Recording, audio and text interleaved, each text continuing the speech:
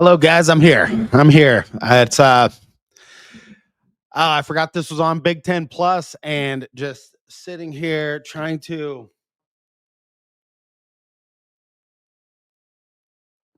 figure this out. And my TV, it just keeps saying air undefined.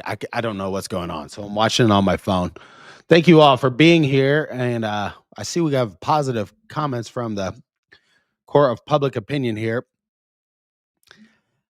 Dude, it's they got to play some of these cupcakes. I wish they were playing some better teams too, because this it just gives a false sense of power to some of these players. But let me get my phone, and I'm going to continue working on the TV.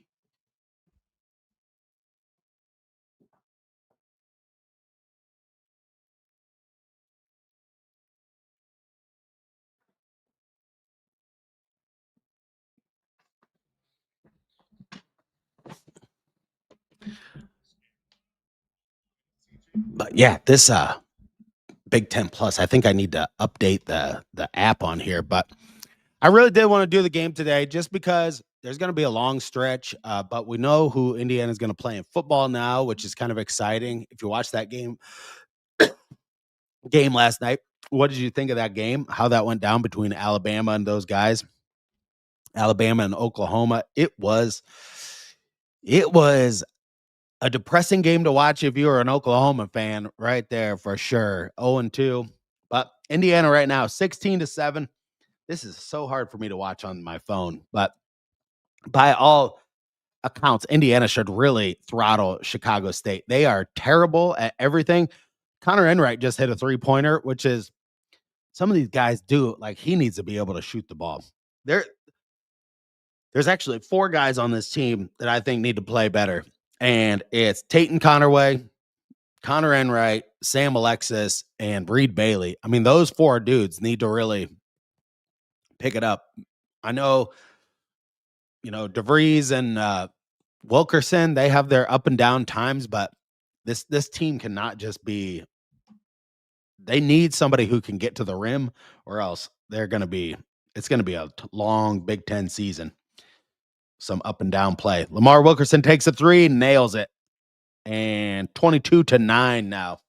But leave your comments down below. I see people coming in. Thank you for joining me. Thank you for being here.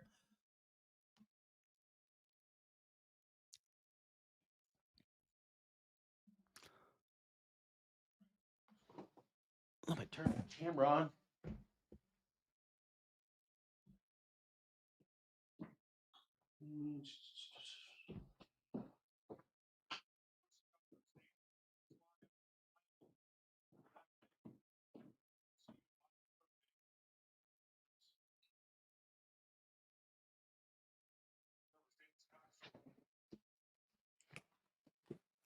And I think I got to update this app, and then I can see if I can get it on the TV here, just so it's so hard to watch this on my phone here.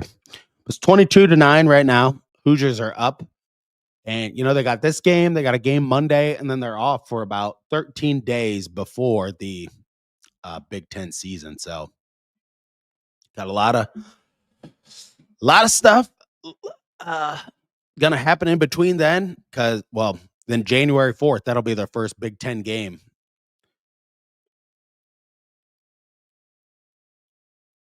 But thank you for joining me today. Leave your comments.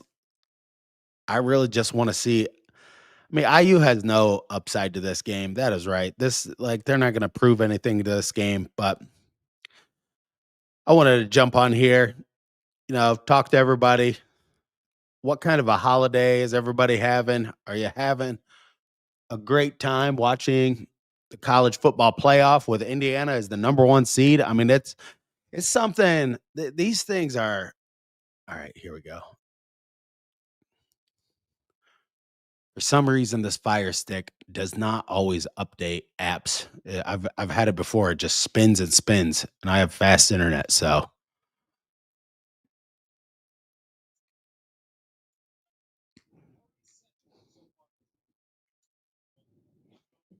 And it did it again.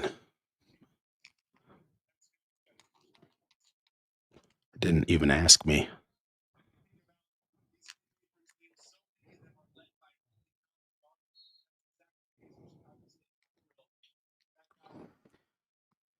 Well, Chicago State, I mean, 14-25 now.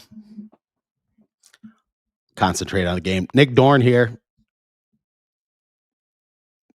driving on the left side. Yeah, and this, I hate these that they put on Big Ten Plus. It's just like, you know, one more thing you got to pay for, $12.99 for this game.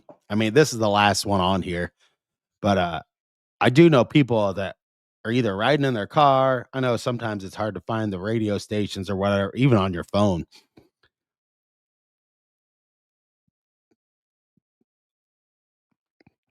Dorn fires up a three, does not go in, and was a real brick city.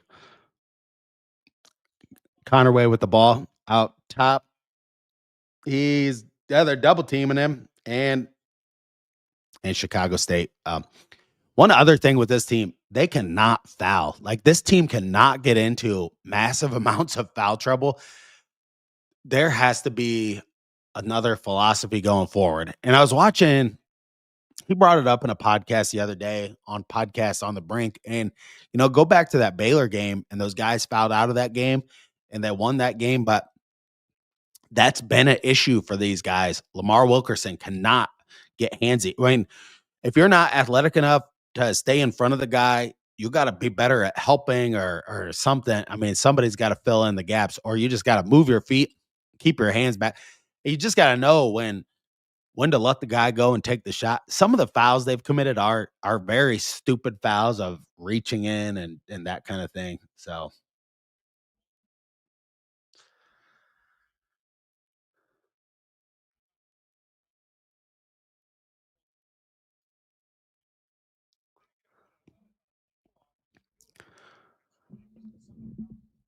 27-16 now, 11:35. Indiana's got the ball. Trent Sisley goes over to Connerway, and then a nice pass by him. And that was a situation right there where Connerway left his feet. He drove baseline right there.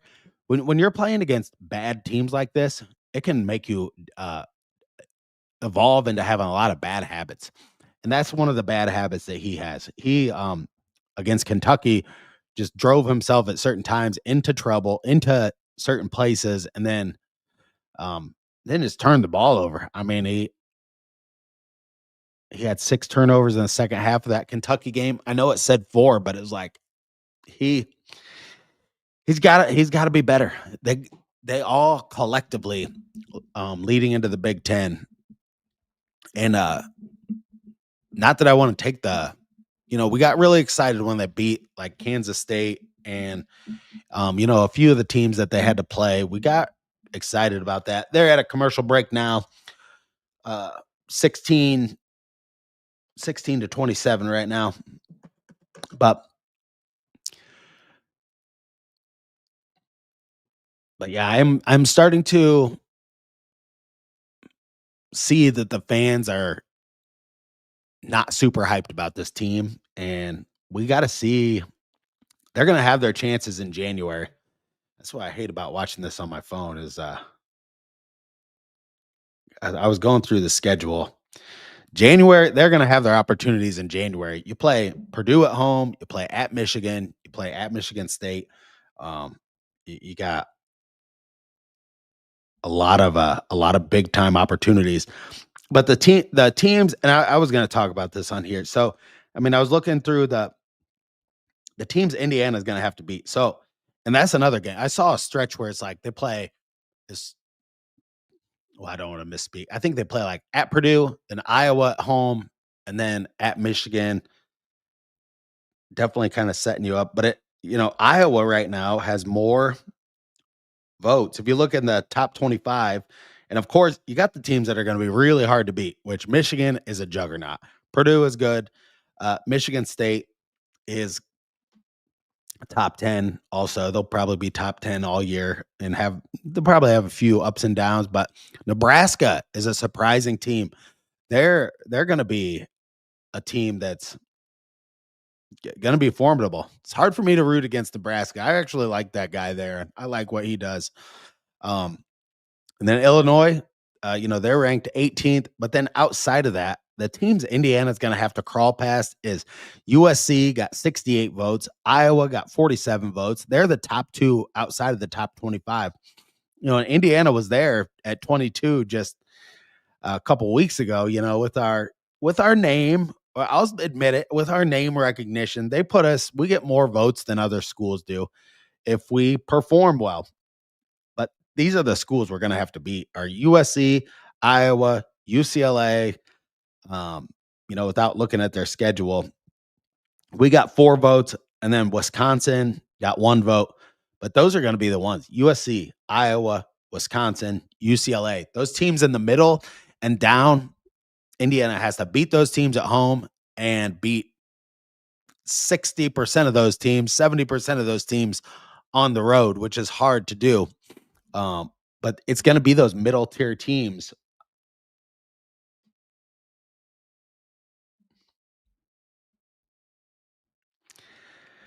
May, do you mean Dusty May? May and DeVries' tenure, he's been here 10 games, bro. Yeah, I know. And I saw another article. I'm not yeah, Nebraska's undefeated. It's unbelievable what Nebraska's putting together. But no, I think they're going to be growing pains with bringing in all these new guys. Like I did hear somebody saying that it's like, and I was looking at this, like what Louisville did last year. They struggled against like the top tier competition because you bring in all these new guys. Um, we have experience, we have all that stuff, but it's um it's being able to it wasn't until later in the year when Louisville was able to even pull off any like real big wins. Um Now DeVries, why I thought with him maybe it'd be different because like at West Virginia, how he started out in that tournament last year. And we're still at a commercial break here, but yeah, when DeVries in the tournament last year, that Bahamas tournament, played so well in that. So I don't know if that was Javon Small, his point guard was just a lot better than Tate Connerway, or him and DeVries kind of dominated some of those games against Arizona that they played. So, and I went back, I watched all those games, so it really made me excited. I'm like, this guy can come into West Virginia and coach those guys up. Um, he can do it here. So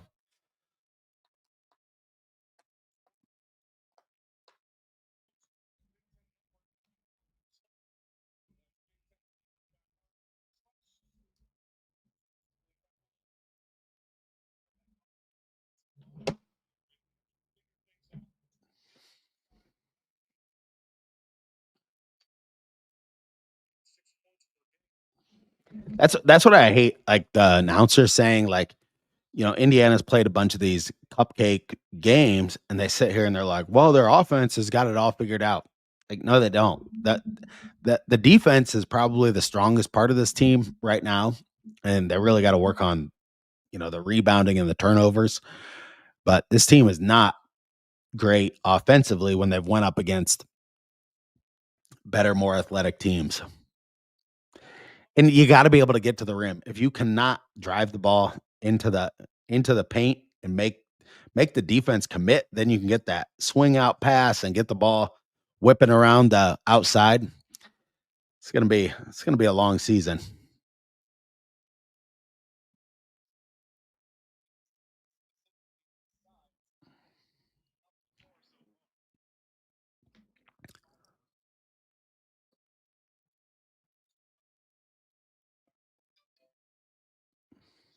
Ah, all right. And I have a guest joining me here, Jovan.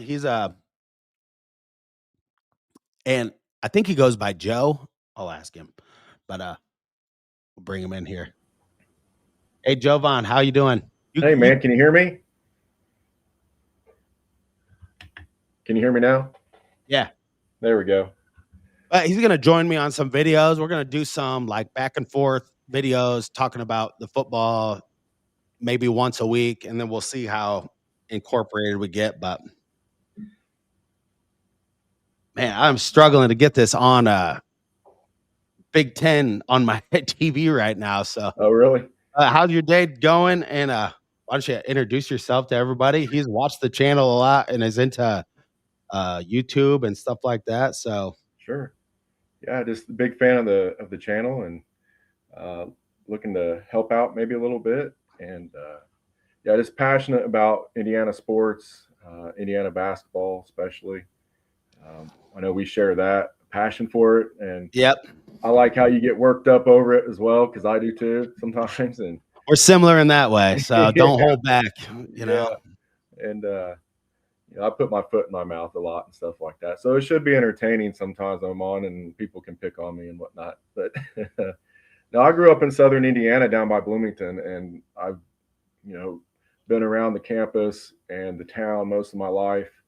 I went to Ball State and graduated from Ball State. I couldn't really afford to go to Indiana when I graduated. So I've always been a fan. I went to Bob Knight basketball camp. I met Bobby Knight down there. And know a lot of people from southern Indiana and probably the high school basketball community in that area as well. And yeah, I graduated from Ball State, served in the military for a little bit, was in there for about 10 years doing engineering for them. Now I live in close to Anderson, Indiana, and taking care of my grandfather's old place. And he was a big Indiana fan and kind of one of the people who inspired me to watch Indiana basketball as a young man. So being out here, I think of him a lot, and I watch, the Colts and the Cubs, and I watch Indiana basketball, football, even soccer. I'd like to remind people that Indiana has a very good soccer program. That they've won eight national titles down there for that. Yeah, they do. They've dominated in soccer. Yep, they're really good. And yeah, just big Indiana sports fan, and I know you are too. So I was, excited that we could connect and maybe at least just get together and talk once in a while. So Yeah, absolutely. I mean, yeah, we'll bring you on. Like, I'm thinking like Thursdays, me and him, we're gonna do a video together, just kind of like start there, and we'll do like some, just talk randomly about the football team and the basketball team. And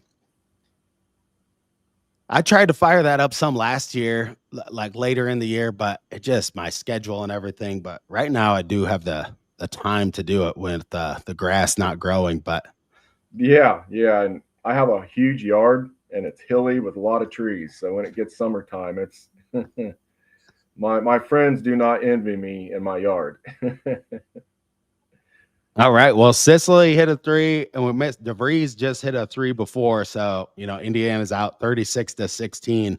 Yeah, right now with 8:40 left. But I do not have that game on TV. I'm watching the playoffs, and Fox has a different game on. I can't remember which game they had on, but yeah, I have it. I'm actually gonna flip my TV back to that because yeah, I forgot it was on Big Ten. I mean, I was actually thinking, I'm like, I'm supposed to be able to prepare for these things, and I'm like, it's on Big Ten Plus. Like, I hate that, yeah.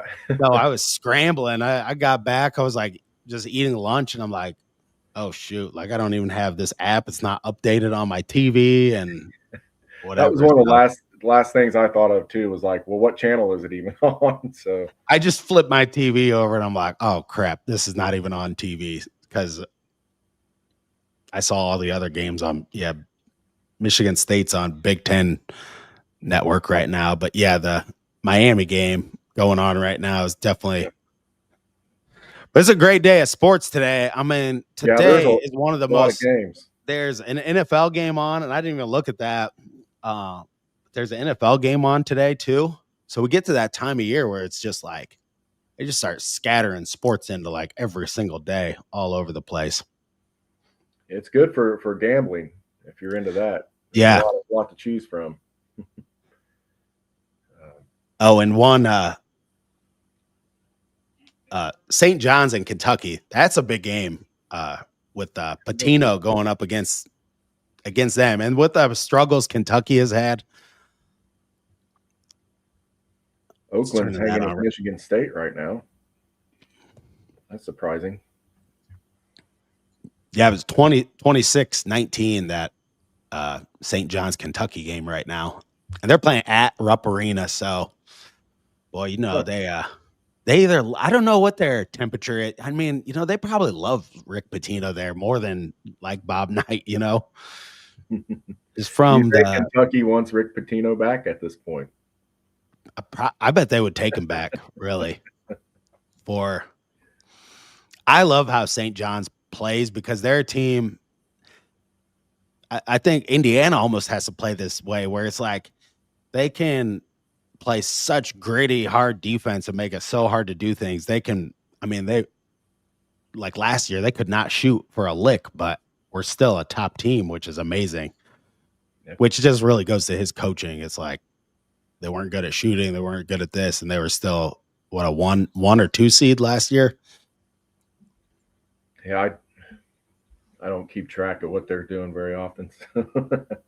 I only recently did this year. I've probably watched more college basketball this like November than I've ever watched early in the year. And just trying to like keep track of like every team. But St. John's is 7-3. I mean, they're ranked 22nd, so they're not great. And I was just looking at the rankings, like Kentucky's just out of the top 25 by like I think they got like 10 votes. They're like 3 or 4 spots out, but let's see what they are in KenPom. Is that kind of yeah. And the Hoosiers just went to 36-18 on the Hoosier game with 6:50 left in the first half. But yeah, they are. I mean, I looked up Chicago State's stats and everything. They're ranked like around 300 to 360 in some areas where, I mean, they're like the worst defensive team. They play. You think our front court's bad? I think their front court is a 6'5" guy, a 6'6" guy, and then they got like 2 5'11" guys playing. So, I mean, it's like I was at the Y this morning. There's a team playing down there that was like that. It's like, yeah, yeah. The Kentucky's ranked 19th on KenPom. Indiana's 26 right now. St. John's. I'm looking for St. John's. Oh, they're 18. So they're 18 and 19. And some person told me you can't use KenPom that much till like January 6th or January 8th, just because until they play so many games or whatever, so much of it goes by last year, which, yeah, because it's like Indiana's in a good position KenPom wise, better than they've been in years past, but it's like, what's that going off of? They're 8-3 with a loss to Minnesota. I mean, they've lost 3 or 4, which is not good. Not good. KenPom right now is that we're up to 10 games. So once you get up to about 10 games played in the season, you can start relying on that for its data points a little bit more. But I do agree that like early in the season when teams have not played, it really doesn't matter. But yeah, as you play more games, the data points increase, and then you get more and more accurate with like KenPom and some of these other statistic sites. Yeah. But it is good, I think, right now, at least to compare like strength of schedule, because the strength of schedule is relevant. Because today you've got you have Arkansas is going to play Houston, and Arkansas, like their defense is not as highly rated, but Houston has not played the schedule that Arkansas has played. So right there, yeah, Houston has a higher rated defense, but if you're playing a bunch of cupcakes, then how much does it matter? Switch my camera over here. Yeah, I see what you're saying. Yeah, that'll be a good game. Yeah, I actually took Arkansas today 4.5. So hopefully this year, I feel like there have been so many top teams playing each other early in the year, like in November and like even before Thanksgiving. It was just a lot of, which I love. Yeah, I'm more into it this year. The last couple years, I started to tune out a little bit because Indiana was tuning me out a little bit, and yeah. So yeah, very excited about this season. To be honest, I'm not real disappointed in what they've done so far. It's it's a new program. They weren't quite able to get some of the players that they wanted before the season started. They tried to get some big guys down low. I mean, yeah, Duke Brennan's playing over at Villanova right now. It'd be nice. Yeah, or Flory Badunga. Like if Yeah. Drew Adams could have brought Flory Badunga in, I mean, that would have made a big difference. Uh, just a more athletic guy, or yeah, because we just do not have that rim running like big guy where you can. I refer to the guy at UConn. He was really good at it 2 years ago. Klingon, like he was 7 foot, and they used him in the screen game so much. But when you have a dude like that, and they're trying to, get like Caravan, all these guys off the 3-point line, and then he just slips right to the basket off of the 3-point line practically, and you can, you get a guy that big just taking 2 steps for a dunk. It's yeah. I think the big difference is the depth. Because I was kind of comparing this year's team to the 2002 team that went on a good run, because they didn't have a whole lot of height either, and they hit a lot of threes to get to where they went. And really, if you look at the starting five, there's not much height difference in the starting five. The difference is the guys they bring off the bench, because that team that went on the run in 2002 had 4 or 5 guys on the bench that were like 6'8", 6'9", 6'10". Yeah. Like you had a whole, even a beefy dude like Jared Odell or something like that. Yeah. So our big guys right now don't have a lot of rest time. There's really only 2 of them, and if one of them's not playing well, it's rough on the team. And Bailey, I kind of wondered what happened to him the last couple games. I'm hoping he comes back and plays a little bit better. And I wonder if he kind of rethinks his position and plays him more like in the 4 only, where he gets the ball more on the perimeter. Because when he goes up against like the bigger inside players, I mean, he just really, really struggles. Yeah, he's had maybe a little bit of trouble adjusting to the new role, maybe more so than some of the other guys, because he was the main guy where he was for years. And now he's coming into a team where he's got to play a role playing. He's not the main center of attention or anything. He's trying to find his place, and he's having probably a hard time doing that. Hey, and the one thing I do like about DeVries right now is that he's playing around with the lineup. He's mixing things up. He's trying to change things up. He's not just doing the same thing and leaving the starting lineup the same and that kind of deal. So give it some time, and also, hey, if they can get in the tournament and get a good draw, I mean, they're the kind of team that can hit a lot of threes. That means if you get a good draw in the tournament, which means, teams that match up well to you, you might be able to hit enough threes to go on a nice little run in the tournament. So I wouldn't give up hope yet. And keep an eye out for a big win. They come out and beat somebody like Michigan or somebody real good, one big game. I mean, that'll make people happy and show them that they do have it in them. I think they'll surprise some teams big time once they get into the Big Ten schedule where you're playing better teams all the time, and I think there was a little bit of a false of like Kansas State maybe wasn't as good as we thought they were. And, we beat them pretty soundly, and Reed Bailey looked really good in that game, but maybe they didn't have any like guys that run that on him there, but yeah, it's 39-20 now, 4:38 in the Hoosier game. Maybe it's more some of the physicality that's given that team some problems. We don't have the most physical team.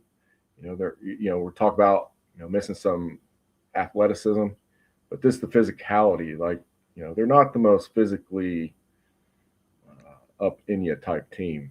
So yeah, no doubt, we're not going to. But then again, they gotta like DeVries. I've heard him say in the press conferences they gotta really be hitting guys when they're blocking out and everything. Reed Bailey's at the line right now, just made one. It's 20-40. But they're almost up 19, 20 points.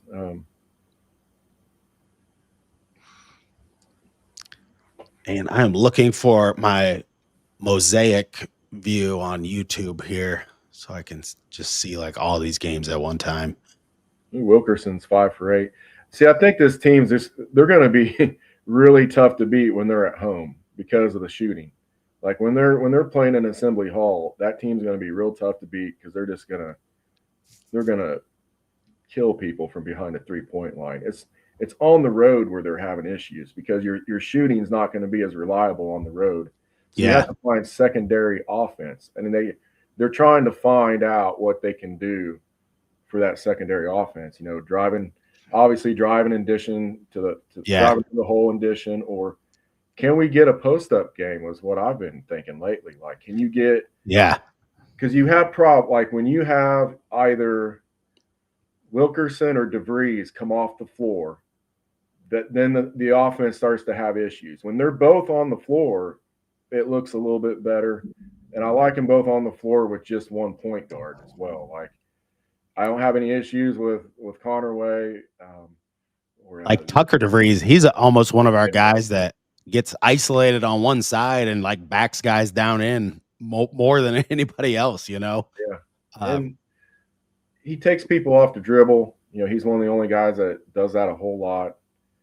You know, I was hoping Reed Bailey, even though he's bigger, would be able to take his guy off the dribble more, and that maybe that we haven't seen that very much. I was like early in the season, you were hoping that would be more of a thing.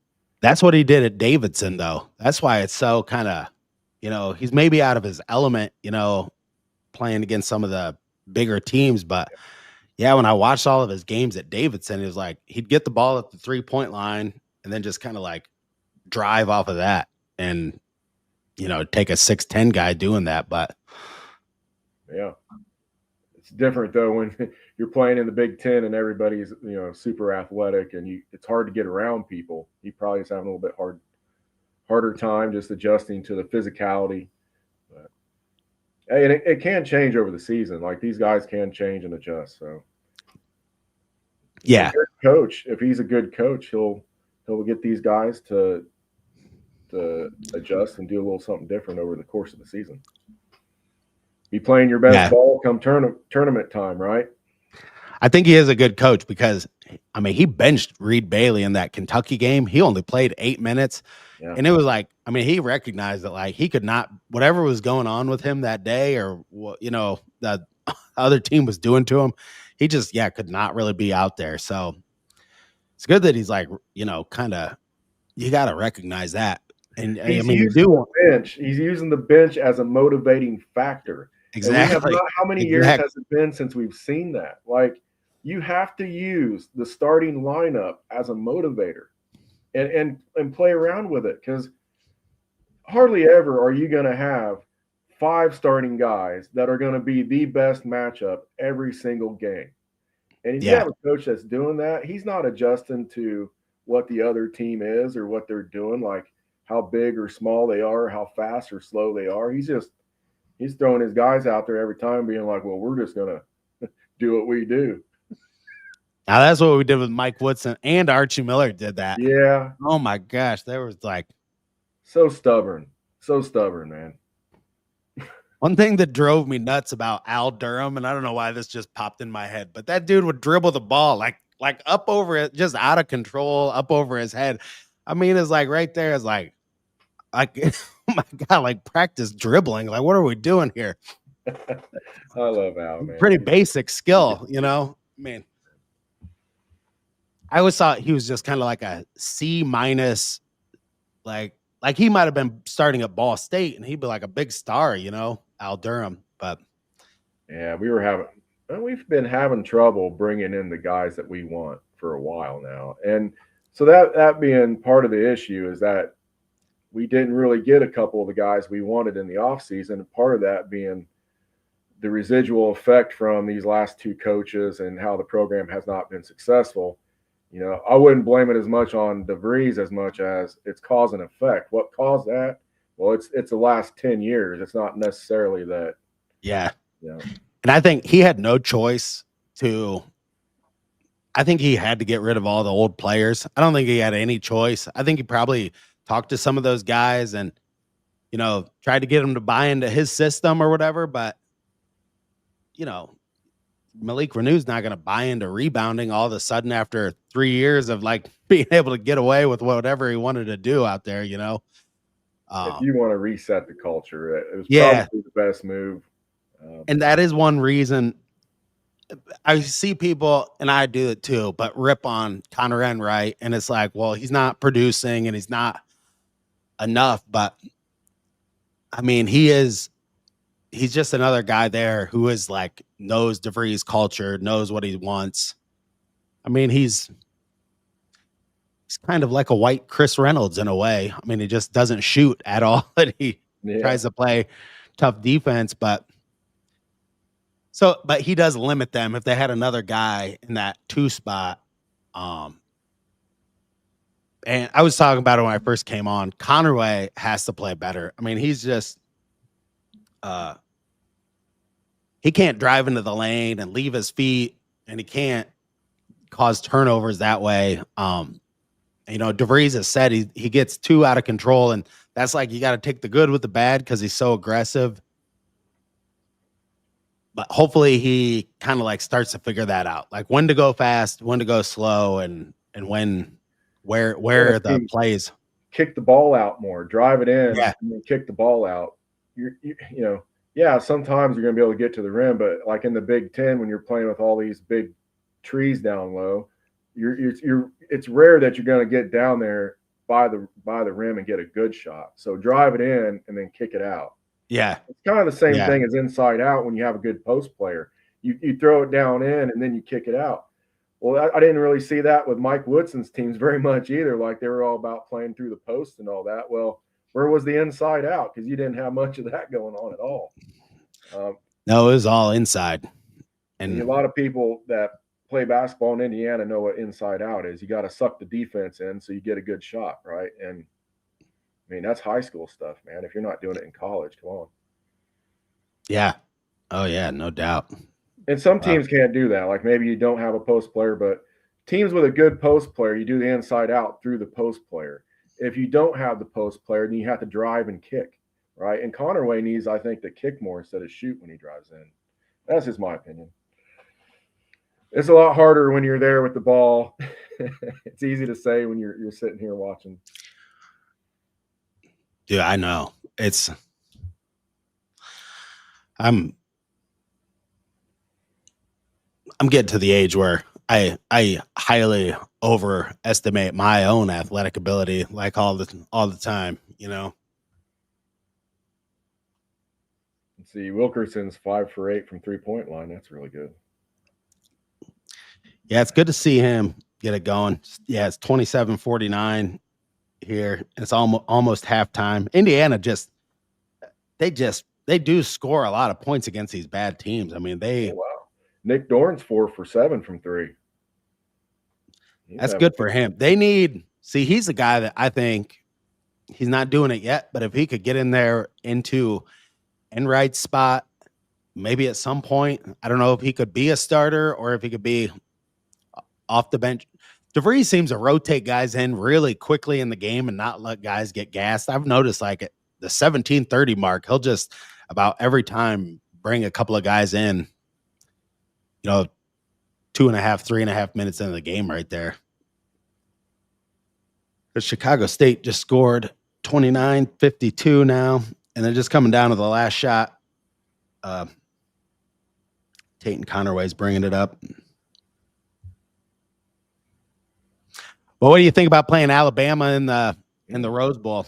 Well, that's who I wanted. I don't know about you. That's who I wanted. I think I think Alabama's just more one-dimensional. Their defense isn't as good, and I think Indiana will be able to run the ball on them. I don't want to jinx them because still in my brain it's like Alabama, Yeah. But then I watched that game last night, and it started, and I'm like, oh, dang, I picked Alabama. But that was an interesting game. It was Oklahoma. God, you got to feel bad for them. Because the reason why I didn't pick them too is they're 0-4 in playoff games. And we all know that the hump is real. You just, when that monkey grows and you just can't win that big game. And I felt bad for them. It could be a mind block. I like the Colts in Jacksonville, Yeah, that's going to be a huge game. And I was thinking about a video about Signetti and Phillip Rivers, because without Phillip Rivers, Signetti would not be there because he kind of like got his job at Alabama with Nick Saban after he recruited Phillip Rivers to NC State, and then he recruited Russell Wilson there. And that's when Alabama kind of took notice, and they're like, "Wow, this guy, he's doing something over here at NC State." And then he got the job at Alabama. Without that job at Alabama, for him to get the PhD and Nick Saban coaching, I mean, he kind of like learned from the king of like how to do things. And what was happening there seems to be starting to happen here. Yeah. Yeah. And look at all the coaches like Kirby Smart, Lane Kiffin. I mean, yeah, Saban is just like whatever he touches just turns to gold, it seems like. So it's no mistake. This dude's just like a relentlessly like hard worker. He just he thinks, breathes, shits football all day long. Yeah, 24/7. I like football, but I don't know if I like it that much. This shit, me either. I can watch basketball game after basketball game, and to me, there's more. I just love basketball more, like watching it. And just the Chicago State team is a bunch of Walmart greeters. Yes, I like that. Vigo the Carpathian. Let's get to some. Are they happy for another tack down? Yeah, at this point in the season, why are we playing a team like this? Right? Like, I know we couldn't find because we play on Monday, and then we're off for about 13 days before we get in the Big Ten, January 4th. So I don't like playing cupcakes at this point in the season. Like that's like at the beginning of the season, like every other game, yeah, because you're trying to get the team confidence and learn and build. But yeah, you get the Big Ten season. Like, I don't know that this helps you at all. Like, prepared. You want to play somebody that challenges you a little bit. No, I agree. I don't know how much time he had to, over the summer. I guess that's when the coaches have to find like, I guess he found that Marquette matchup and put that on the schedule, but yeah, it would have been nice to have one more game against a ranked team because Kentucky, I thought Kentucky was going to be ranked like, 3 or 4. I thought that was going to be more of a game where if Indiana won that game, it would be monumental, and they really ended up crapping the bed all year. And,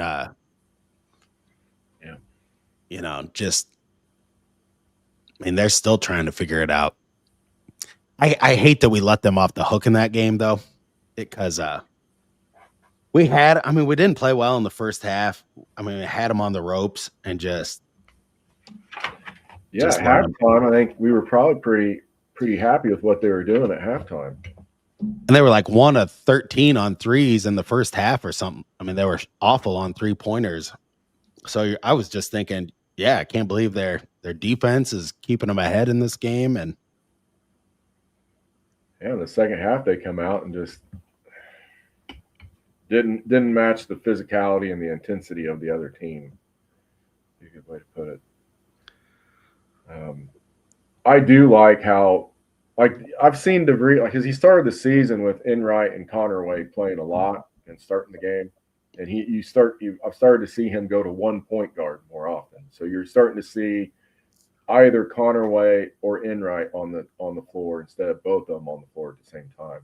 Which I think when you get in the Big Ten, you have to, because the team's so small, it's going to be hard to play 2 point guards in the Big Ten. So, and really, Dorn wasn't healthy, so you kind of had, that was probably his best lineup to start the season.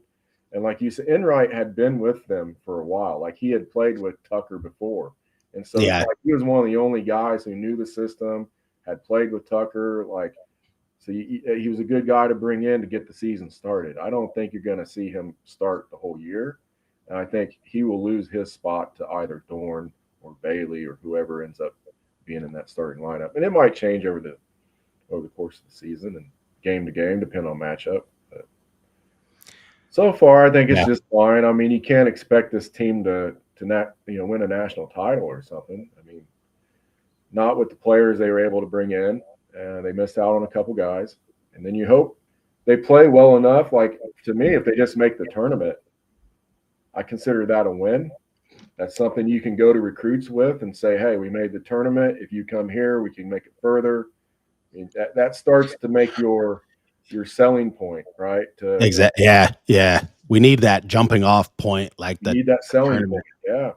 Yeah. I And mean, honestly, we you don't were miss, right? lucky to get Lamar Wilkerson to come here because with, I mean, like having no team and no established team and the way that he was, wanted by a lot of places for him to come here. I mean, that was pretty impressive. What if he You know, would have went to Kentucky? yeah, because I was thinking about that, just leading up to the Kentucky game, like, yeah, if we didn't have him, we'd really be in big trouble because we'd only have like one central guy, Tucker DeVries, that can shoot and do more things. But I think that's why this team can be successful. You have two guys that are very good players who can score from the outside. But the team has to learn how to operate, especially efficiently, when you're going up against teams that are bigger and more physical. And it might take them some time, and maybe they don't end up being able to do it. But I mean, we've seen teams that were, undersized make some runs in the tournament. I mean, you only have to hit a bunch of threes, right? And this team is a team that can hit a bunch of threes. So my outlook is going to stay pretty positive unless they get like out of the bubble, like they're not even close to being on the bubble for the tournament. That would be disappointing. But man, like before the season started, where did you have them? Like, what did you want for this team? I think people had him in the bottom. I mean, I didn't think they'd end up there, but I think most people thought they'd be in the bottom four of the Big Ten just because there's no bringing a new coach in a really hard conference. And there's a lot of good coaches in the Big Ten. And there's even more good coaches in the Big Ten now with Iowa's almost in the top 25, and I don't know if Indiana plays them twice this year, but they're going to be another team like playing a weird style and stuff. I've watched them a few times.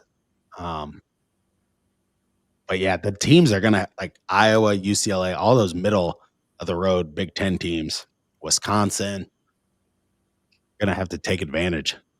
That's why that Minnesota game was disappointing. It's like, God, to lose there, they really needed to just pull that one out. I'd feel a lot better about them if they would have just pulled that game out and been 9-2. It's kind of what my expectation was anyway.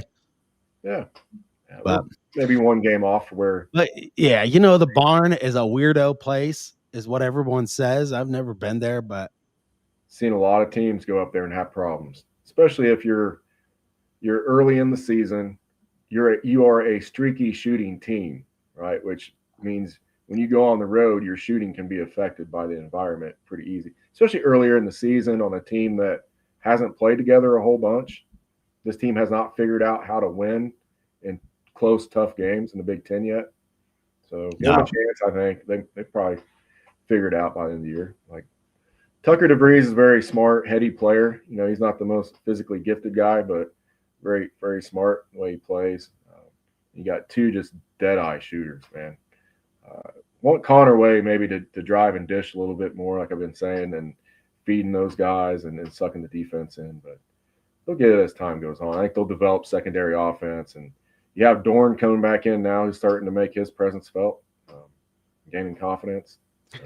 That's good. That's good. And this cupcake game, I mean, him hitting some threes. I'll go through these stats real quick. So Indiana's 18 of 32, shooting 56% in the first half, 14 of 26 on threes. I mean, they're really jacking up a lot of threes against this team. I looked up Chicago State is like 361 on 3-point field goal defense. They're almost the last place team in all of college basketball in that statistic. So if that's the game plan, because I was looking at this, it's like Chicago State's got 16 points in the paint and Indiana's got 8 points in the paint right now. Indiana only committed 5 fouls in that first half, but and they got 17 assists, 2 blocks, 14 defensive rebounds against their 7. The offensive rebounds are equal, 5 and 5, and that's the issue with this team. Yep. But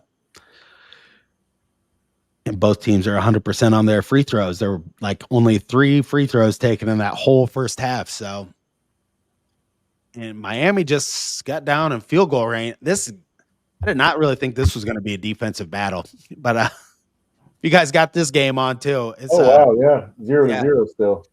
it just started the second half of this, but Wow. yeah, if Miami wins, they'll have a big be able to at least throw a big middle finger up to Notre Dame, which I am so sick of their crying around and like, you make your own schedule and you pretty much play like a different version of Stanford every week. It's just like, well, we play this prestigious schedule where we go coast to coast. Like, who you play like Syracuse? I don't care where that's at. They're just a nobody.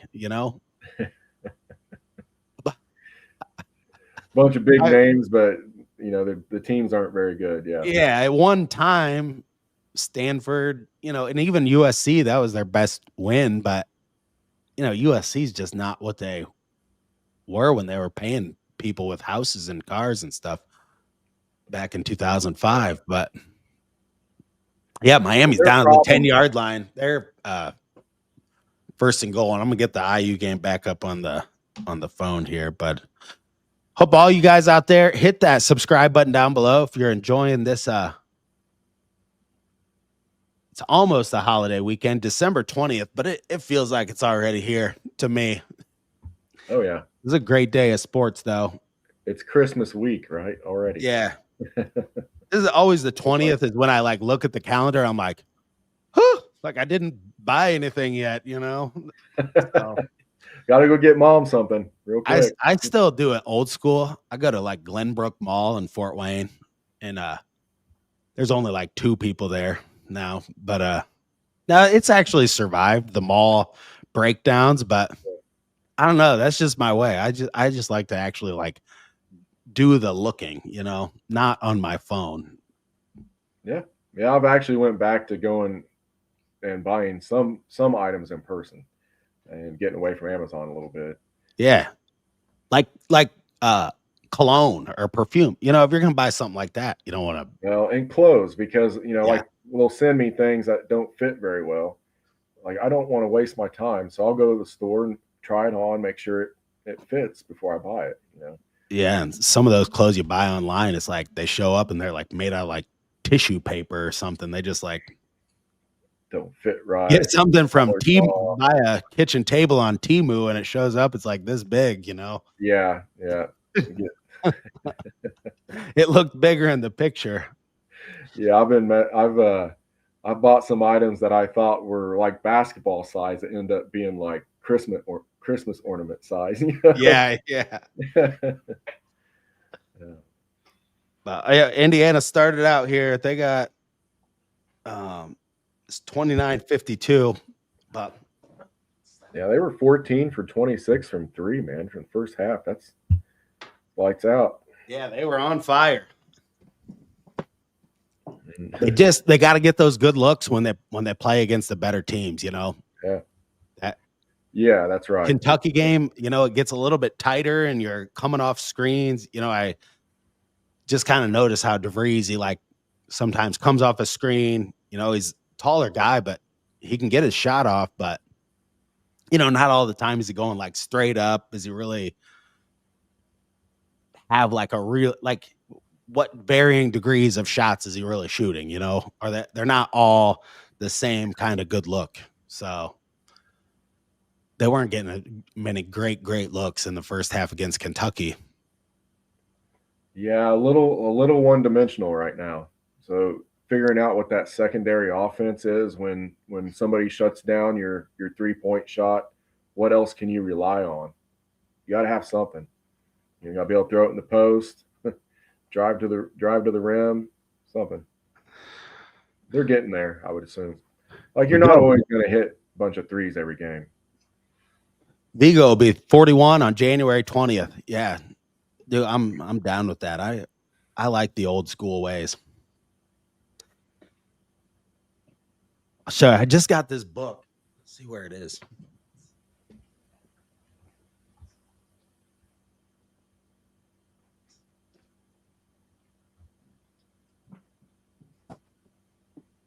Yeah, this is a great book. It's just like all quotes of Bob Knight, and it has them all categorized, which is I'm always looking for Indiana stuff, and it's so scattered online, and you want to categorize it. But Yeah.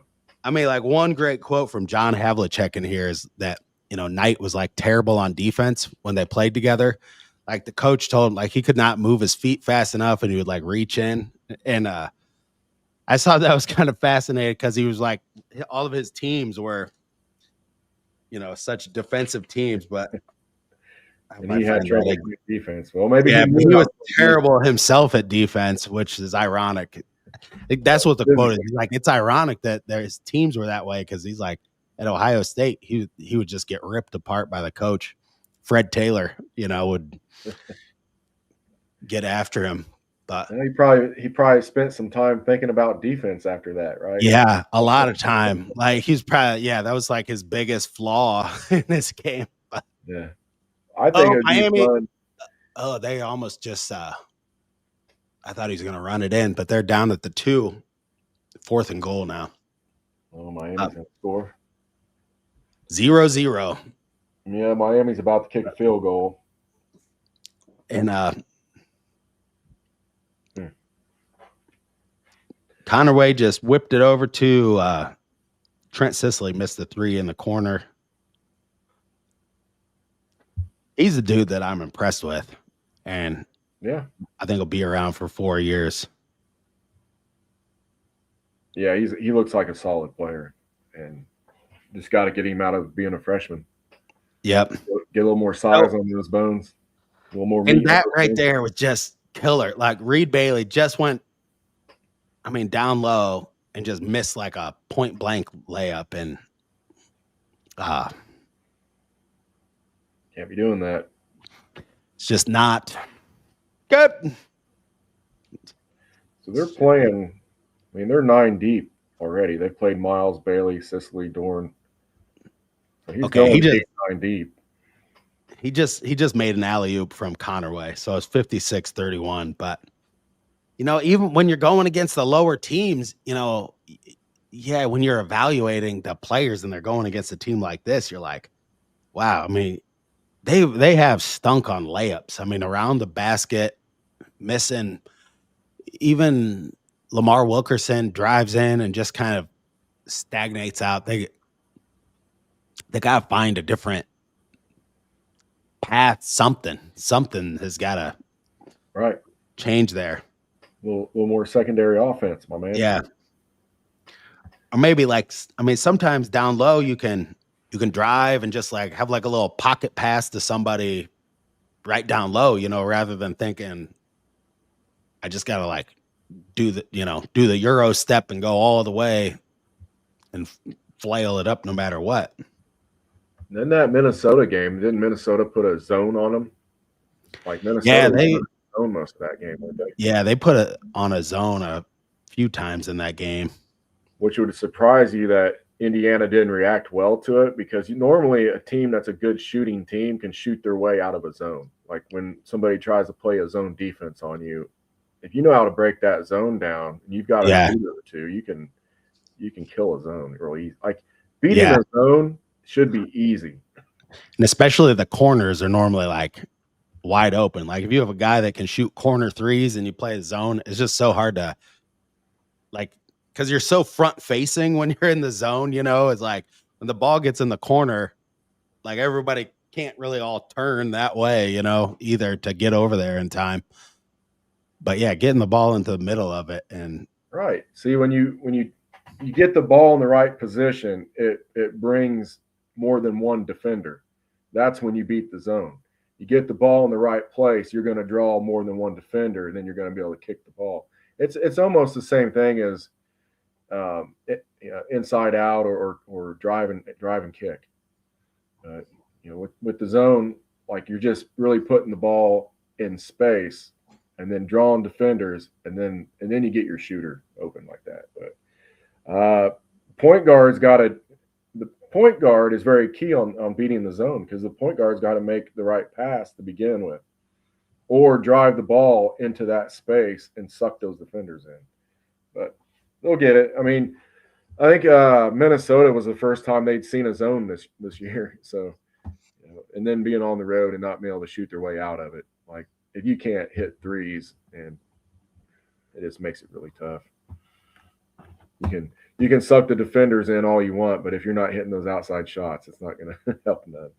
And that would be another point with the rebounding is the more you hit your shots, the less rebounds there's going to be, right? So Yeah. I mean, this team starts hitting threes, there's not going to be a lot of rebounds to have.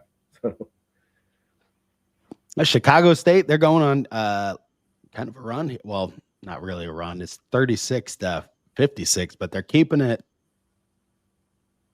I don't know. They made a little bit of a push. It's within 20, 15-26 left, but yeah, a little bit of slow start to the second half because I think they'd easily score 100 in this game just with the way they're shooting the ball. I think they missed a couple threes. They got a Bobby Knight restaurant in Brown County. I don't think I've been to that. Yeah. I seen there was a TV show about that. I gotta go there. Didn't he go there to eat? Oh, Bob Knight did? I think so. Then they just dedicated the whole restaurant to him. Yeah, I think I can't remember if he went in there on a regular basis or not. Oh, here we go. It's still a Bobby Knight restaurant, but it's changed to Chinese food now.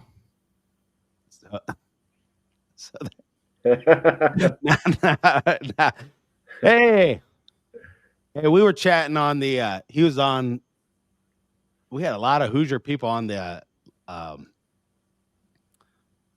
college football with Sam. He was doing the live stream last night. There were a lot of Hoosier people in there watching the game and talking about Indiana basketball on there. And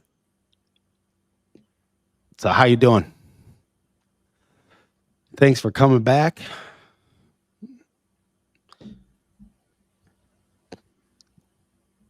And anybody watching, if you would do me a favor, if you hit that thumbs up button, it really does help the channel out. And yeah, we did. We a lot of Hoosiers in the Sam chat. Yeah, that was good. I've almost start watching some of these live streams rather than even listening to the announcers, because like that Sam dude, he's got a pretty good analysis of football. I don't know. I like his coverage. I just kind of discovered him this year, though. Heck yeah, it's always good. Now, there were a few people in there saying like, oh, look at these Indiana football fans. They're like talking trash now and stuff. And like, they deserve to. Because we were all like, what team do you want to play? Because you're just kind of diagnosing Oklahoma. I think we got the right team. I think Alabama's. Hey, if you want the dream season to continue, let's beat the big dogs. Let's beat Alabama. Let's beat Ohio State. Let's beat them all. Beat all those teams. Yeah, bring on Georgia in the championship. Let's go. This is like our football season. This last year and this year is almost comparable to like the run from like 75 and 76 with the basketball team. I mean, going undefeated that one year in basketball and then kind of losing and having that injury. And last year's football team, I mean, we didn't know about the injury to Curtis Rourke until later, but I mean, that thumb injury and then him having the ACL, I mean, that kind of held the knee. Yeah, that held him back against Ohio State. And against the better teams, he just could not move around. So yeah, it was. I think you could tell there was a little bit of a drop in the offense after he hurt his thumb for sure, but that also because that was compounded with the knee, right? Yeah, but you think about that. On both sides, was that like his right thumb and his right knee? Yeah, it was his right thumb. I don't know what knee it was, but yeah, he played on the ACL, but he had a brace on it most of the year though too. But yeah, he played pretty well for being banged up like that. But, in the 75 season, Scott May had the broken arm, and then it was like they didn't. And then the next year, they were really determined. So if this Indiana team went like 16-0, I mean, it would be crazy to think about. And I don't know how often that's going to be done, because I think teams will start, as they expand this out to 16 games and beyond, teams will start putting harder teams on their schedule early in the year once they know, like, okay, 3 losses will still get you in, Yeah.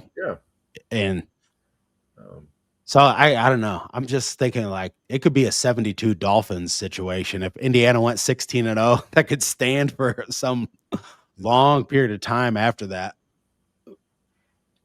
If they can do the best time to lose a game is that first game of the season, because people can't forget about it. Kind of like how Alabama lost to Florida State. Yeah, and that was a terrible team. Yeah. You get about halfway through the season, and that just disappeared like it didn't matter.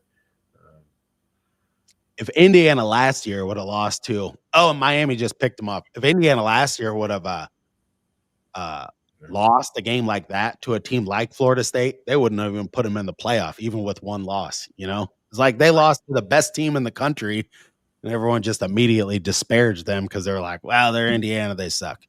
Like, I'm so curious to see what even next year is going to be like, because I mean, this year I was thinking 9 wins. Yeah, 9, 10. I mean, if they had 10 wins, but 9 seemed like that'd be. We were going to be happy with 9 wins. I would have been happy with 9 wins and the Pop-Tart Bowl. If we would have been just right outside of, I'd be like, hey, at least we're in the conversation to be in, and But that's not Signetti's attitude. It's like, you don't go out there to come in second place. You don't teach your kids to be like, hey, yeah, you lost, fine. Let's forget about it. Boy, I thought when he made his little halftime speech there at the basketball game, I never ever thought that all that would come true. That was, and then 2 years time, beat Purdue twice, beat Michigan and Ohio State in 2 years, and be on the doorstep of beating Alabama. Yeah, and the seeding was terrible last year. Last year it was not good. I went to the Indiana Ball State game. This must have been 10 years ago, close to that, something like that. I went to the Indiana Ball State game because I went to Ball State, right, with my cousin, and Ball State beat Indiana. And then we went out to eat afterwards, and there was just Ball State kids everywhere doing the chirp chirp thing all over. Oh, and it was even as someone who went to Ball State, it was annoying. Yeah, I know. My ex-wife went to Ball State, so I've heard a lot of chirps. Yep. So it's come a long way since then. Like just like no, like by halftime there was no fans in the stands. Like just some family and friends basically. Some of us diehards. But some of the fans deserve this big time. Heck yeah, they do. Especially the ones that really.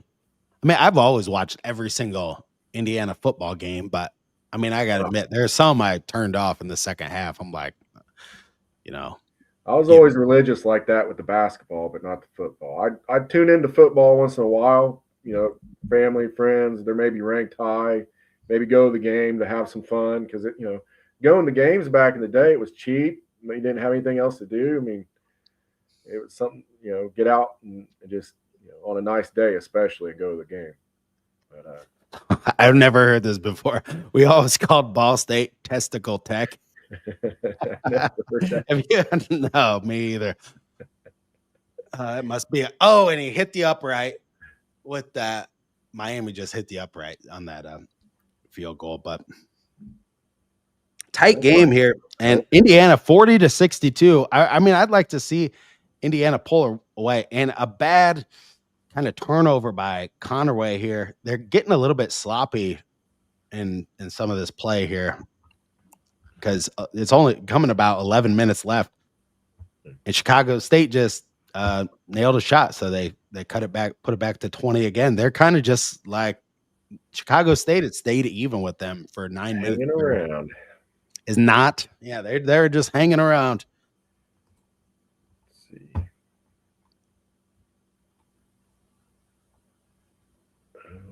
Look up. There's That's right. There we go.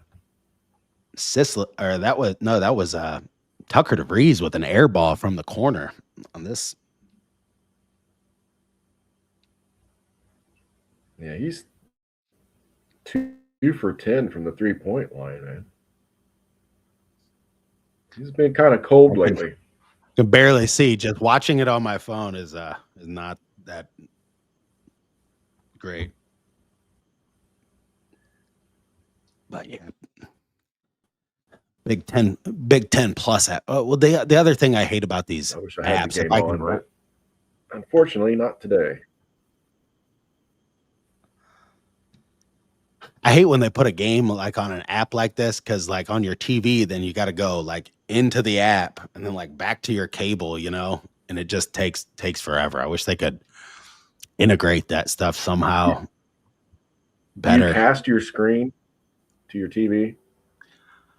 I do, but for some reason this TV doesn't show up. Like the other TV I have over here will show up, but it's around the corner. But I mean, I have the Big Ten Plus app like on my Fire Stick, and it's just like not like right now it's not playing it. So, but yeah, I use that and then YouTube TV. So then I'd be like constantly going, like when a game's on Peacock, it's like I'm in that, then I gotta like go out of that and then into the cable, which it just seems to take forever because Peacock will just be doing one of these like things forever where it's loading.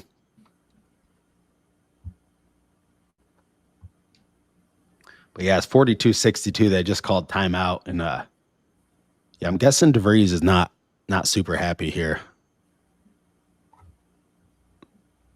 Yeah, the effort. Yeah, and some turnovers. You know, Connerway threw up alley-oop to Sicily, and he just like mishandled it, and they stole it away from him. And he like threw the alley-oop, and it was like hit like the bottom of the net. So it was like just, you know, where are you gonna handle that? Chicago State's outscored them 13-10 in the second half so far. Yeah, that's not good. That's not good. I mean, one thing to take good out of the Louisville game was like they started out so bad, but they pretty much played them even the rest of the way after they started a 16-0 run, which you just can't do that against a team like that. But you know, a game like this, yeah, they should really have about 75 or 80 points right now and be about to put the scrubs in. 20 plus.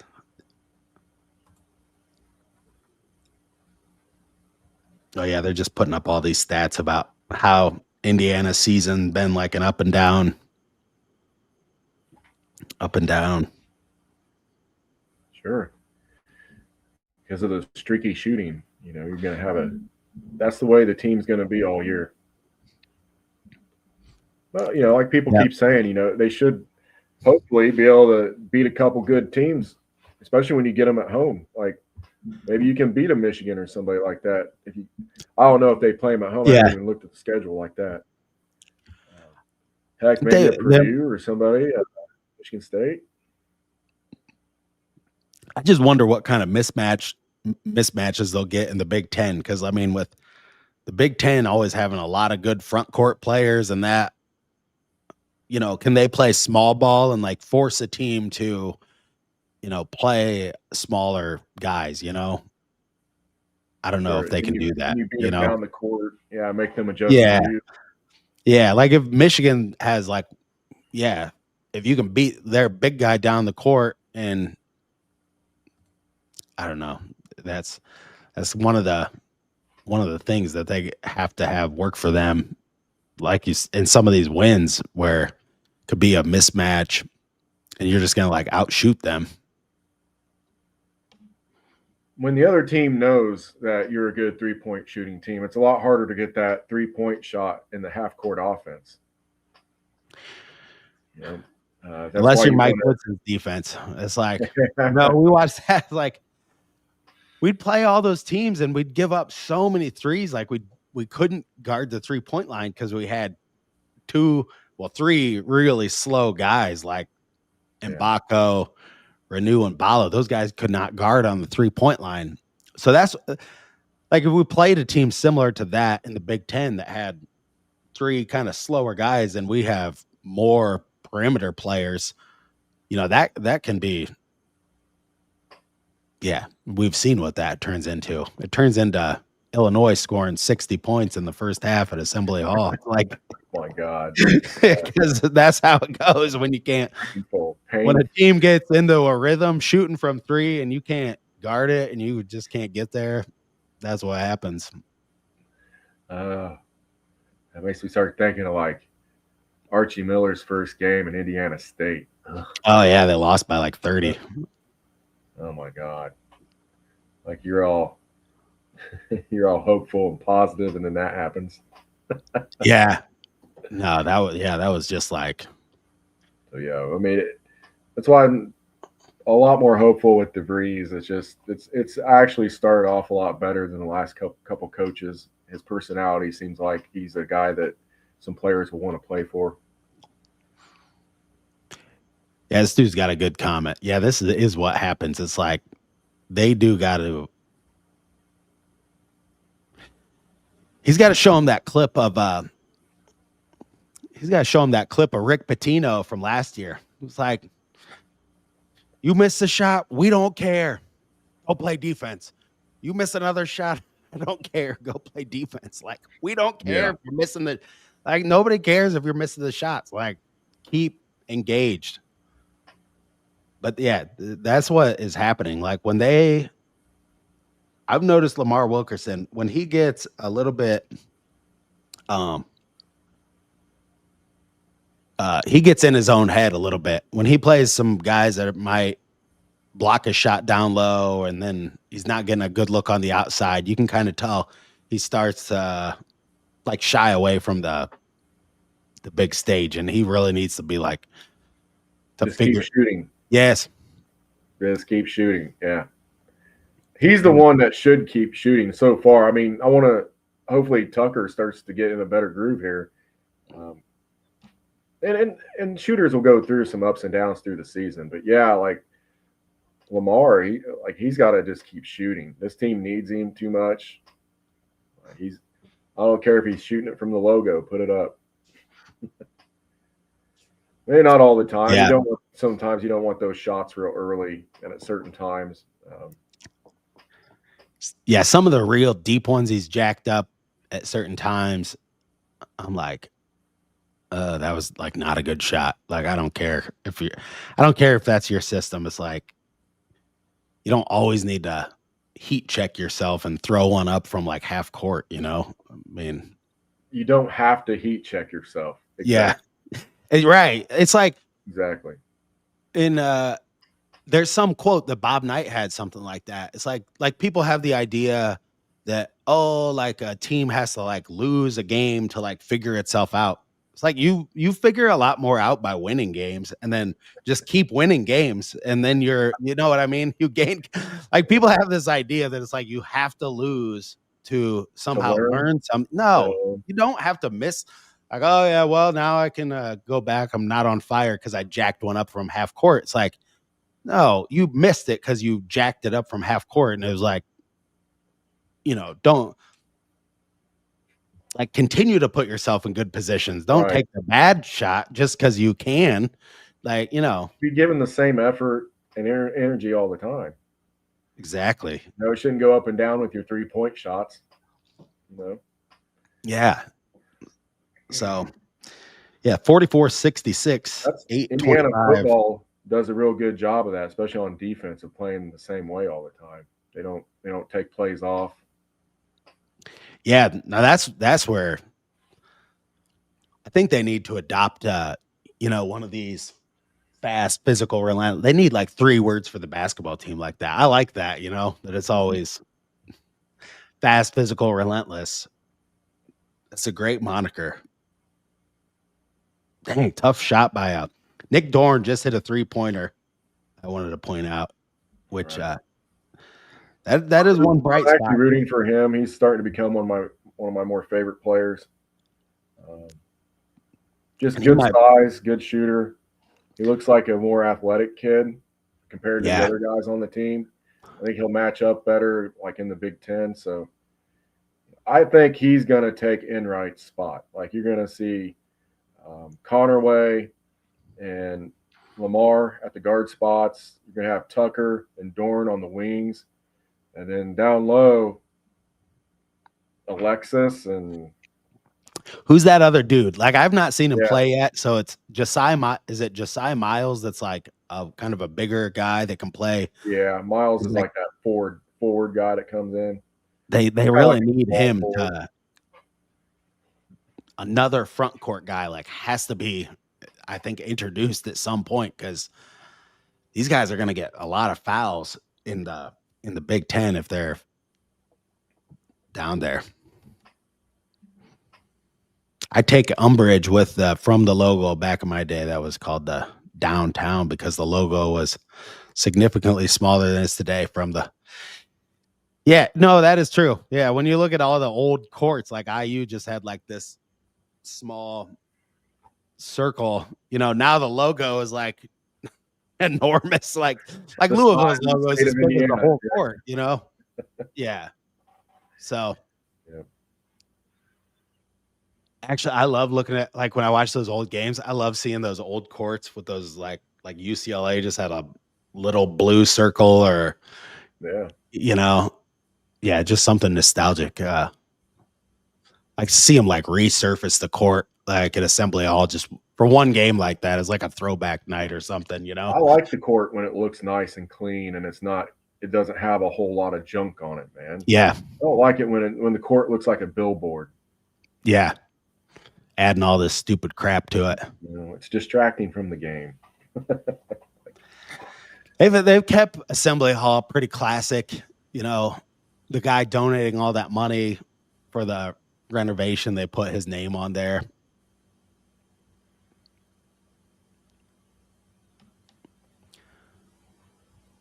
But yeah, it's well, this game over here is still 3-0, and I'm kind of surprised by that Miami is really playing this well. That because the SEC is not what it used to be at all. I mean, their teams aren't. I mean, it used to be Alabama, Georgia, and then I mean those two teams in the last 10 years. You know, Auburn would sometimes or LSU would be in there, but those teams are just not the powerhouses they once were because everybody gets to pay players now. And you know, people ripping the ACC apart, but I don't know. I watched some of Louisville's games. They had some decent teams, but you can tell Miami's right on the same playing field with Texas A&M here, which that stadium is one that you always forget about when you like watch a game they're playing at Texas A&M. You're like, that place is enormous. Kyle Field. Yeah, I didn't realize it was that big. 200,000 people. I mean, it holds, I think, 115,000, but it is enormous. God, when they show the end zone of that, there must be, I mean, all of Indiana's seats would probably fit in one end zone. There are probably 50,000 people in the end zone. Jeez. All right, Indiana hit 7. It's 70-46, and Chicago State is really playing scrappy defense. They just stole the ball from Indiana, like right up top. Tucker just kind of started fumbling over himself, and they double teamed him and kicked the ball away. But then Chicago State couldn't score, so.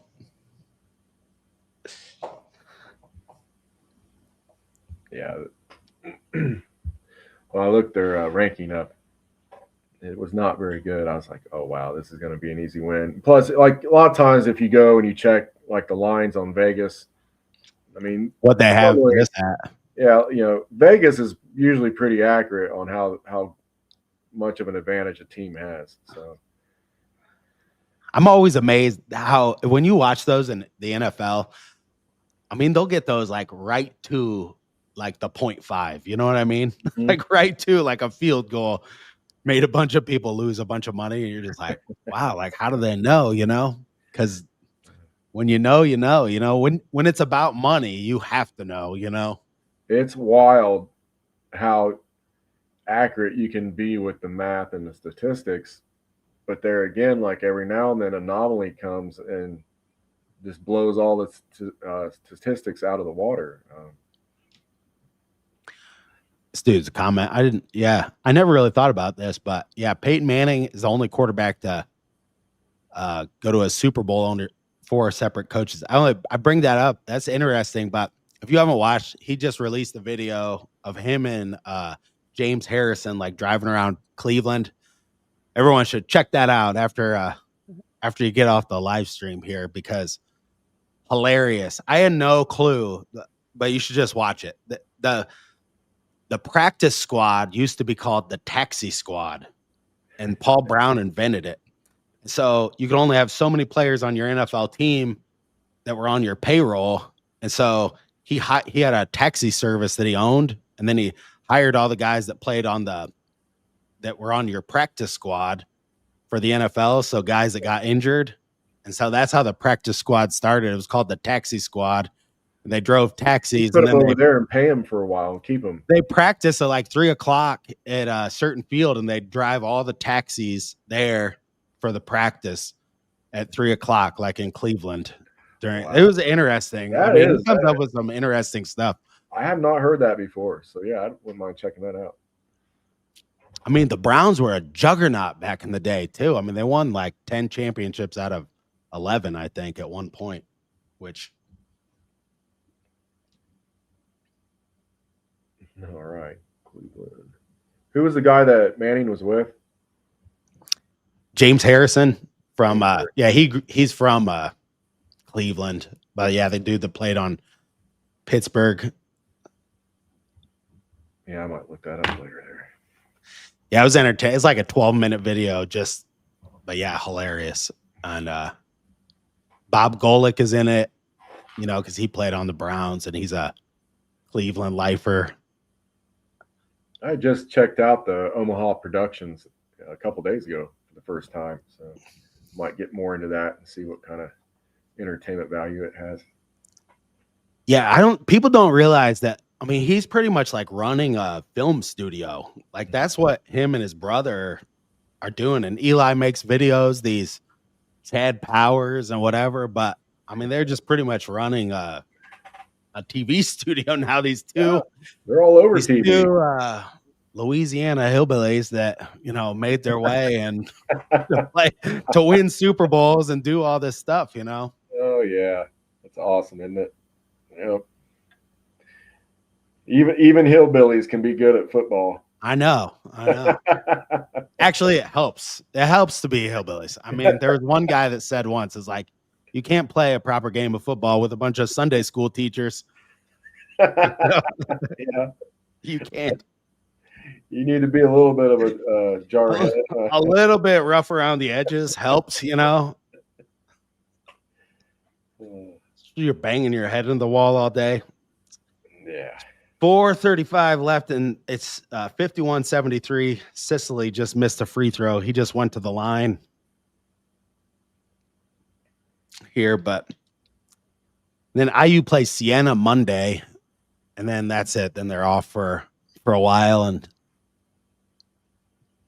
I'm going to focus on trying to work on a video for this channel. I've been editing a lot of videos on Fiverr, just really for the money because I'm bored. Yeah. And I'm trying to work on a video about the Rose Bowl and Indiana and that kind of thing. Like more of a intricately edited video. Cool. But need something to listen to. Yeah, I get all this time. And man, I'm still thinking about like what way I could get out there. I mean, I've thought about driving out there. I saw a ticket for $290, like pretty low on a StubHub. I'm still thinking. Was that round trip? No, I would just drive out there, and that's just the ticket to go to the Rose Bowl. Oh, just okay. Just the ticket to get in. But man, I have always, well, because of the Big Ten, and I'm sure everybody's like this that loves the Big Ten. I mean, the Rose Bowl is just like it's just always had like a magical place to me, you know. Watch it on New Year's Day. It's like sunny, show all those mountains and everything, and then you got the parade, and it's just like you're always sitting here, and it's like frozen tundra at that time. Yeah. You're like, okay, I wish I was there. It's like, well, Indiana's never going to be there, so I'm never going to go there. So here's one good point: is that Fernando Mendoza played in California for a couple years, a year or two. Yep. So, one other thing, to play the championships in Miami, and he's from Miami. He's from Miami. All right. That could be like it's meant to be. You know what I mean? Hurt to have your quarterback be comfortable, and relaxed and settled in, man. Because he'll be. Yeah. That's where his family's from Miami. So yeah, he'd be like, if they got to the national championship game, knock on wood that I don't want to jinx them even by saying that, but they get there and they'll probably be playing. It's going to be Ohio State or Georgia. When they get there, Ohio State and Georgia. But yeah, it helps to have like, your family, like he's from there. He could be, that's where he grew up. I mean, yeah, you just think about just being in your home is just so comforting. So yeah, think about it from here on out. It's nothing but home games for him for the most part. Yep. Yeah, the Rose Bowl. And then what? Indiana played out there last year against UCLA, so some of those players have just been out there. The quarterbacks played out there. I mean, we're going to be fairly comfortable. Alabama has to fly pretty far, so I don't know that we have to. Our trip's much shorter, but I think our team will be a little bit more comfortable in that situation, being that we're from the Big Ten and the quarterback played at Cal. So yeah, confident, man. Like there's no reason not to be confident. You can lose a football game and turn the ball over a bunch of times, and maybe they come out a little bit slow because they've been off for 2 or 3 weeks. Maybe it takes them a quarter or a half to get back in the game, like Alabama last night. I mean, Alabama got down 17 points. I thought my bet was gone. And then they scored 24 points in a row. And I'm like, all right. I know. I picked Alabama too, and I was like, oh man, I was way off on this game. Like Oklahoma just gonna throttle them on defense, and make them have a nosebleed all day, And then it really sucks when you do a bunch of research and then it just gets crapped on. What happened, I said, is true. I mean, John Mateer is just awful. He is not. He picked it up there at the end, but what he was doing on that pick six was just terrible. Because that dude, the defensive end, if you were watching the end, he dropped back into coverage, and then that cornerback just stayed right in the same spot.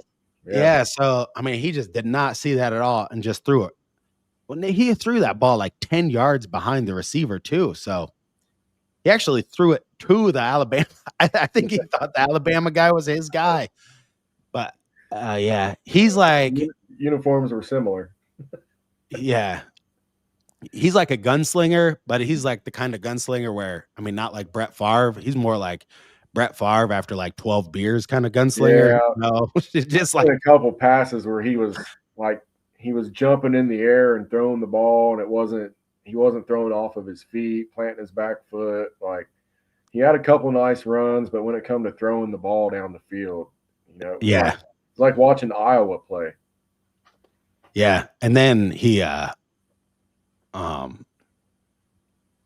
ran the ball. Like sometimes he runs the ball too much. Like he'll just take off from the pocket like right away. I think the turning point in that game when Oklahoma dropped that ball down the field. I don't know if you remember that play, but he did throw a pretty accurate pass to this dude down the field. I mean, it's like right in his hands, and he drops it. And when you lose a game like that, it's like momentum shifts on plays like that, where you were going to run the ball in and be up, 24-0, and then it ends up. ends up they get a touchdown, throw a pick six. It's like tied in a matter of minutes. But I was hoping for like 10 overtimes in that game. Like just like a bunch of guys are just That's funny. My cousin texted and said the same thing. He's like, I'm kind of hoping for like 5 overtimes here. Yeah. They beat the shit out of each other. These guys, yeah. Yeah, I'm excited. I honestly, it didn't matter which team they were going to play because I felt like Oklahoma and Alabama both are kind of one-dimensional on offense. Although Alabama was starting to run the ball a little bit in that game. You can tell, though, it's not one of their strengths. So, I mean, with Indiana's defense and as good as they've been playing, I mean, having a one-dimensional offense is kind of walking right into what they want. Yeah. It's saying that Indiana probably matches up pretty well with them. But yeah, Our you don't want to turn secondary, the ball over. yeah. Take care of the ball, and should be a good game, man. But tip passes and all that. I mean, Alabama can't run the ball. They can't run the ball against, bad teams, that have no defenses. So, yeah, that puts a lot of pressure on throwing the ball 40 times and there being a tip ball or a ball tipped at the line of scrimmage or, that, and Indiana gets some turnovers. That's kind of how I think it's going to play out, just because Alabama, they try to play ball control, but yeah, when you're throwing the ball that many times, it just it puts your guys at risk so much. I did see a couple of players they're getting back for the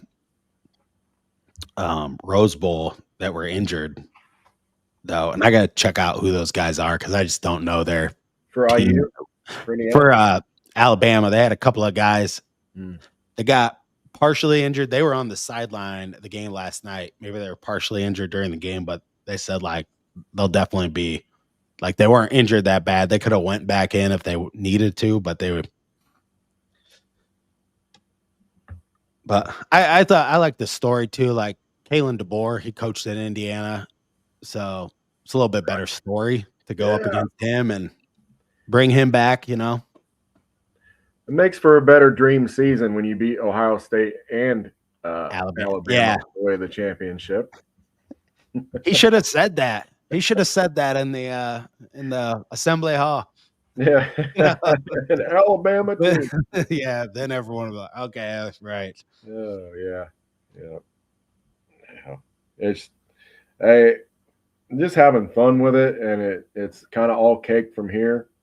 Nobody expected any of this stuff, so hey, if they go win a national title, maybe they can start calling it a football school. But yeah, every time my cousin says something about that, I'm like, you got to win a title first, and then maybe. Well, they were red hot on threes, and this game is coming down. There's a minute 57 left, but they're 15 of 44 right now, 34%. So they really dropped off. Yeah.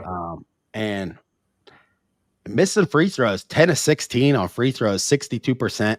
I always like to see that at 75. That's just got to be like the benchmark. I mean, you can have a couple of bad shooters and good ones, but shoot at least over 70% as a team. Yeah, and like 75 as a team is really good. But I would expect this team would shoot really good on free throws because they're a shooting team, So they need to capitalize on those as much as possible. But yeah, 15 of 45 now.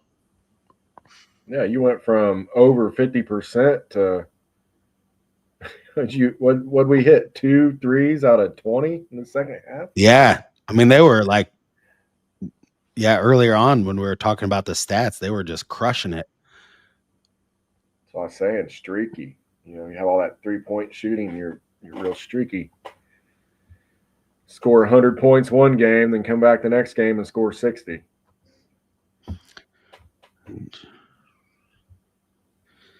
Yeah, Wilkerson's got 21 right now, and Nick Dorn's got 15. That's everybody else is Really, Tucker DeVries, 8 points. No, Reed Sam Bailey, Alexis. 16. I mean, this is what concerns me. Sam Alexis, 4 rebounds, 1 assist, and 2 points in a game against Chicago State is not good. I've not been able to really pay attention to the announcers that much, so I don't know if I don't think he's injured or anything. So, um,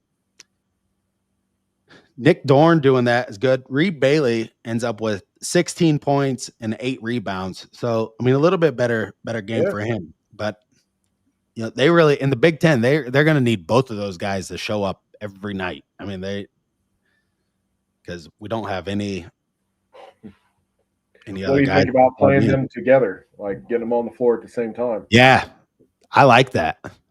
I like that. I like putting Alexis at the 5 and Bailey at the 4, and I then want Bailey at the 4. Tucker DeVries at the 3. Yeah. Then you And then get even if you had like Lamar at the 2 and Connerway at the 1, and then have the other guys come off the bench to spell them. Right? Yep. So that's what I would like to see. But I don't know if maybe he's getting there. Maybe he's just slowly changing the lineup as we go. And yeah, he's ran that out there a few times. I've noticed for a couple minutes here, a couple minutes there to.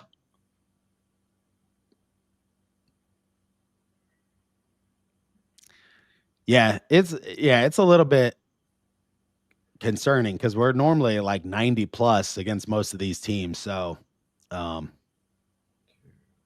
don't know. Holiday weeks. I don't know if these kids get distracted holiday weeks or what. I mean, I know times I've been at the Hoosier Classic. Seems like guys are a little bit tapped out sometimes during those games when they used to play like Notre Dame at Gamebridge, because they'd normally play that about this time of year. But yeah, Chicago State, not but I'll just wait till this goes to 0 and then we'll wrap it up here. But yeah, a little bit disappointing. I mean, 58-78 is what it's at right now. So I mean, Chicago State really hung in this a lot more. I mean, you got to give them a lot of credit for what they did in the second half. Because Vegas had them at minus 38.5.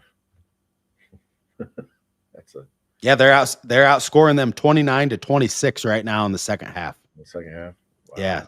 So yeah, IU was up 52-29 and then only scored 26. That's about what happened against Kentucky. Just could not.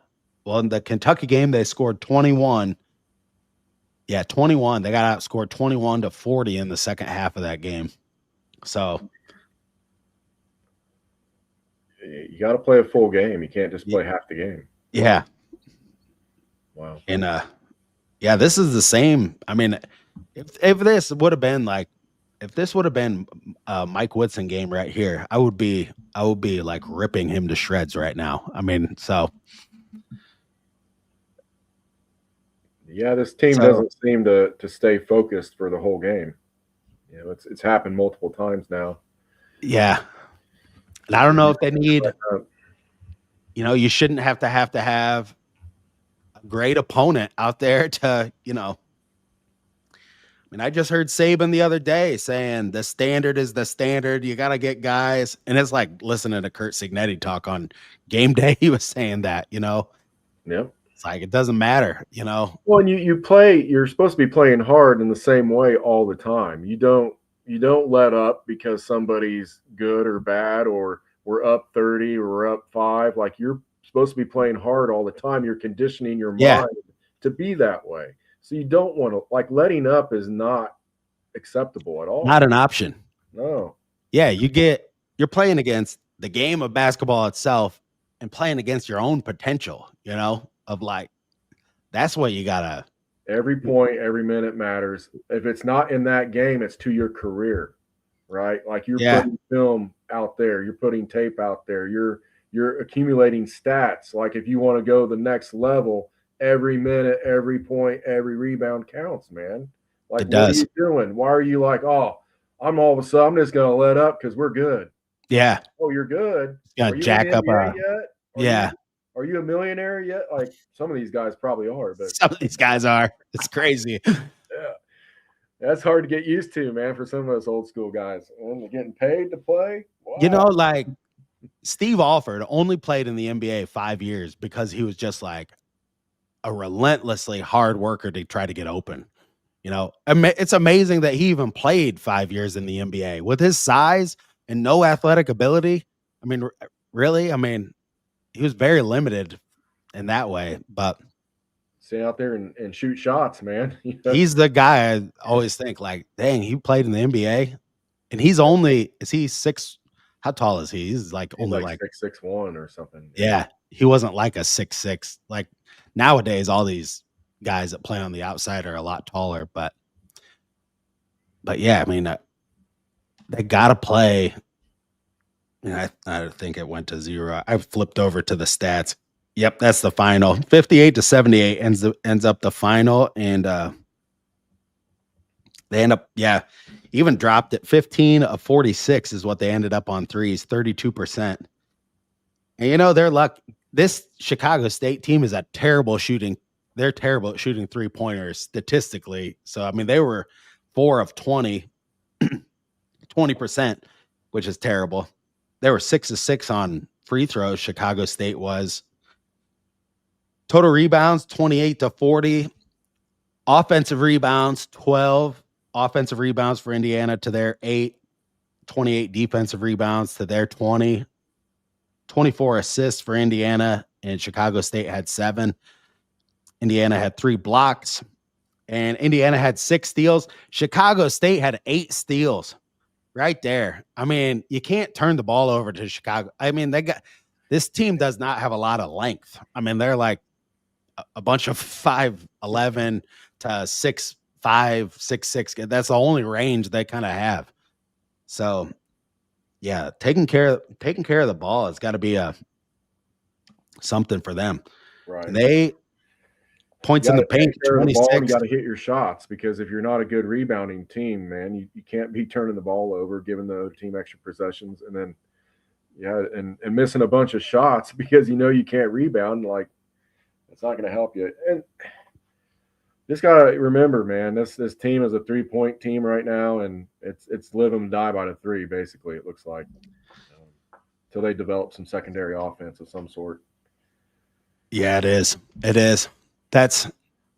I'm not gonna try to make a video and like overreact to this game. I'm really curious to see how the beginning of January starts to go, and that's gonna be. These guys are thinking about Christmas right now. These guys are thinking about. They get up way high in the first half, and they're just like, they let up, which is a letdown. They let us down in the second half. These guys don't really understand how crazy us Indiana basketball fans are. Like it's a 20-point win and we're not doing everything the right way. You won, but because we've heard this for years. We've heard this for years, like how it's like, oh, this team won by like 1 point over here, and they're celebrating and everything, and it's like there's always tons to take out of a win or a loss or anything. You got to keep it in perspective. And I think Curt Signetti, he's brought that to our football team. Because you see him there, we're playing Kennesaw State, and he's just ripping guys. Like, I was at that game. I'm like, man, he's really on one down there. But I went to the very first game. I went to Old Dominion.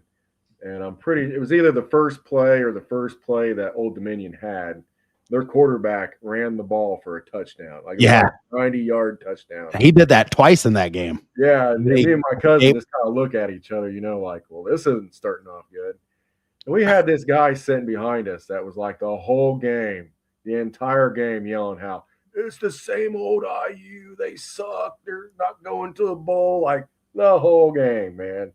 And now I was thinking about him today when I was hanging up that towel that I got there. I was like, boy, how things have changed so much since that first quarter of that game, man. Come on, don't be freaking out. Yeah.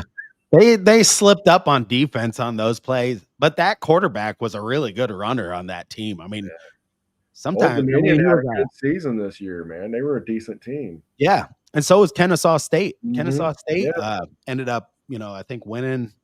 I saw them on. They were playing in the championship. I watched some of it. Like last they week. won their conference championship or something, and then got to it. But yeah, so, you never know what guy might like that quarterback. Teams can have like one athletic guy. That's what Indiana's football team used to be. We had like one athletic guy, and then we tried to get him the ball on every play. But, well, man, I'm gonna dip off here. Hope everybody enjoys the rest of their holidays. I got some videos that'll be coming out the rest of this like week and next week and everything, like leading up to all of this stuff happening, because Indiana football is definitely helping to shoulder the load of like sports, because but Colts kind of fell apart, like everything.